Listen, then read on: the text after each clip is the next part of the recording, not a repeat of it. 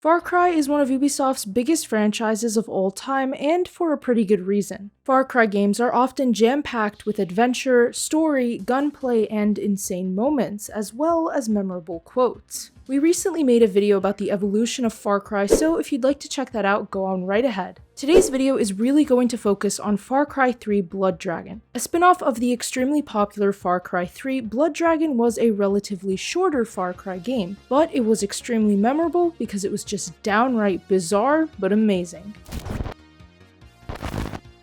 Far Cry 3 Blood Dragon was basically supposed to be the Far Cry take on 1980s action movies, cartoons, and video games. Blood Dragon took on the aesthetic of the 80s with crazy lights, a super macho protagonist, and robots. Lots and lots of robots. Narratively, Blood Dragon places players in the spot of military cyborg Sergeant Rex Power Colt, who is described as being part man, part machine, but all American. It's downright amazing. The development behind Blood Dragon is actually pretty interesting. It took only 6 months and was part of Ubisoft's initiative to release games to appeal to people who are newer to Far Cry. Blood Dragon did take a lot of the mechanics and elements from Far Cry 3 but simplified them and added in blood dragons, which are big creatures that can shoot lasers from their eyes. With its synthwave track and hilarious dialogue, Far Cry 3 Blood Dragon was the most interesting addition to the franchise. But it wasn't only interesting, it was a commercial success. Blood Dragon sold 1 million copies within its first few months of release back in 2013, pretty good for a spin-off. Compared to Far Cry 3, it's a bit simpler and the open world island is about half the size, but you can still hunt animals, complete side missions, unlock new weapon upgrades, and more. Plus, you unlock most of the major skills at the very beginning of the game since it's a shorter experience. As with any Far Cry game, Blood Dragon still features first-person shooter gameplay and stealth. Because of the 1980s action movie theme, the guns are a bit different than what you'll find in Far Cry games that go for realism. There's lasers and there's lots of neon and synthwave style elements to even the weapons.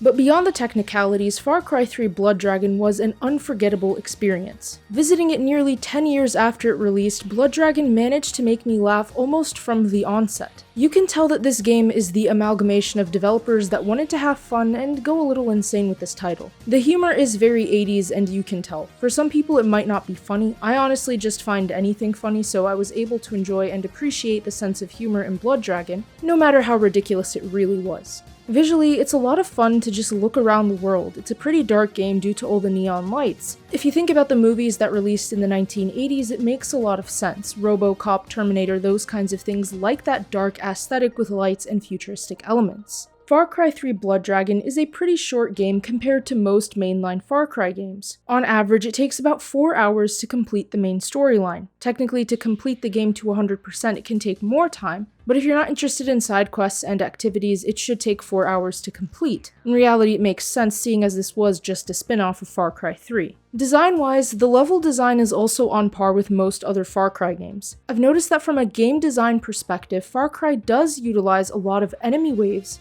and focuses on pitting you into scenarios to deliver maximum carnage. I was playing through Far Cry 5 not too long ago and Far Cry 6 and I noticed the same thing in both. Blood Dragon doesn't diverge from this style and sends you waves as well within levels. Alongside the Blood Dragons though, you do need to have some sort of strategy. In terms of stealth gameplay, Blood Dragon features that as well and I enjoyed it too. However, I think that Blood Dragon excels best at giving more all-out gunfights. I found it more enjoyable to just go through and chaotically fight against enemies. Stealth was fun, but it's best in some scenarios more than others. If you're looking for a stealth-heavy Far Cry, I wouldn't consider this one to be a perfect fit for that sort of description. Overall though, Far Cry is a shooter and there's going to be more shooting than stabbing in general. I genuinely had fun with this game and had a lot of laughs while playing it. Most of the time, I like to look for games with intense narratives and super deep plot points, but other times you just want to unwind and have fun. That's why games like Blood Dragon are just perfect, because they're wild. The humor is downright stupid, but it's funny nevertheless. The mechanics and movement are satisfying and the gunplay is great too.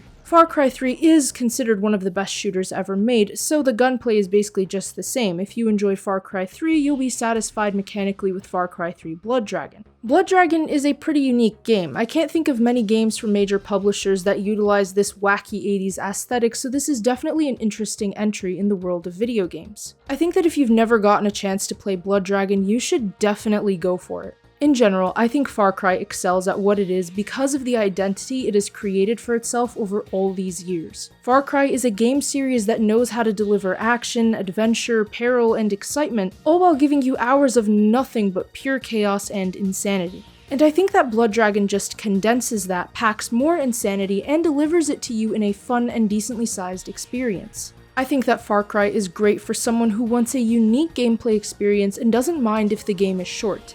It's also great if you enjoy shooters, loved Far Cry 3, overall like Far Cry, and don't mind some silly humor here and there. However, if these things don't appeal to you, then Far Cry 3 Blood Dragon might not be the right fit, but even so, I'd encourage you to give it a go anyways. Thanks for tuning into DZSH Gaming. If you enjoyed that video, feel free to like, comment, and subscribe with notifications set to all so you never miss out on another upload. Let us know your thoughts on Far Cry 3 Blood Dragon and if you've played it or not. Don't forget to check out our website for gaming news, entertainment, and more. The link to that is in the description below, alongside all of our other important links and channels.